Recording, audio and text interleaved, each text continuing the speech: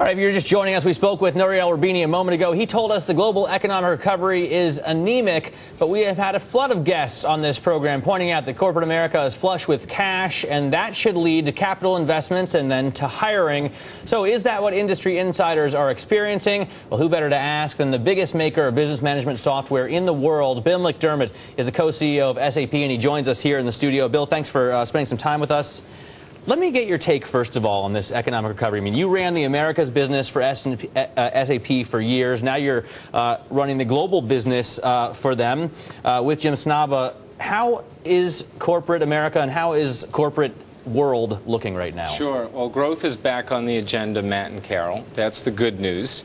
If you look at Brazil, Russia, India, China, these emerging markets are growing very, very fast. Our business actually doubled in the first quarter in those markets. If you look at the mature markets like Europe and the United States, they are now growing again, and both for us grew in double digits in Q1. And the one thing that we've seen is a return to larger, more transformational projects, which means CEOs have growth on the agenda again, and they are investing where they can get value.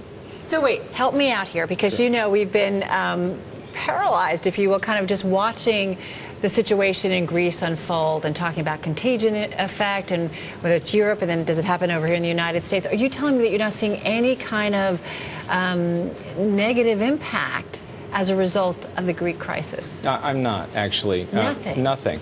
You have to remember, I think there's a big difference between the headlines and the news on a day-to-day basis and the management of those crises and the way CEOs run their companies. We have a strategy. The CEOs I talk to have a strategy.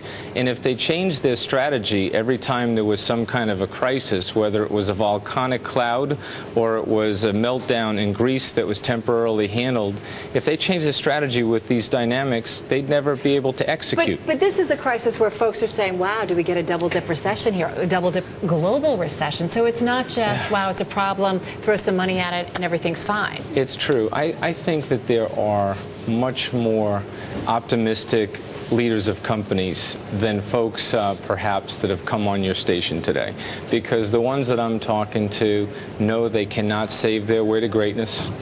They have to focus on their customers. They have to innovate their business models. So they're buying. They're actually committing. Of course. And they have to reach beyond their boundaries, their borders, to get to new markets, new customers. So this world we're in right now is ready to grow again.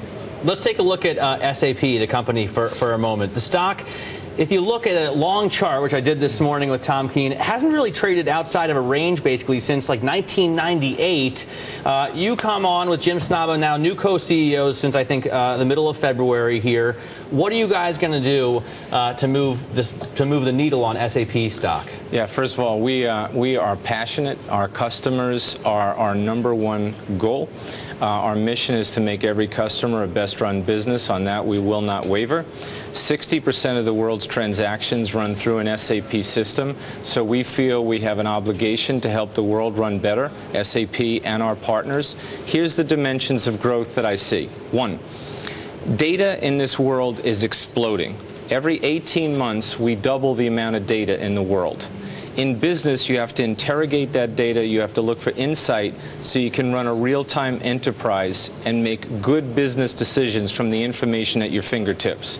That will also require a move to not just real-time analytics, and we see a very disruptive technology we call in-memory technology, which is a way to take advantage of falling hardware prices and increase computing power that's exponential to prosecute that data, interrogate that data, and get to the real essence of the issue. Mobility.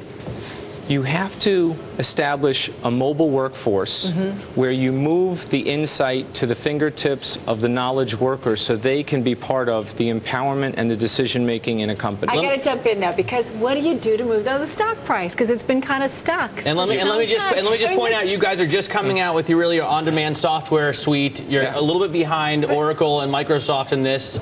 What are you going to do to catch up there? Do you make big acquisitions? First, we have to grow, and I think the market will react well when SAP does what it did in the first quarter. We grew in double digits. We had very strong year-over-year improvement in margins. And you can continue that double-digit growth? That is absolutely our aspiration. We guided 4 to 8% growth this year. It is our aspiration, however, to grow in double digits.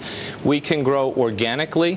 We have a very strong, healthy company, a great brand, global reach. We're strong in industries and market segments.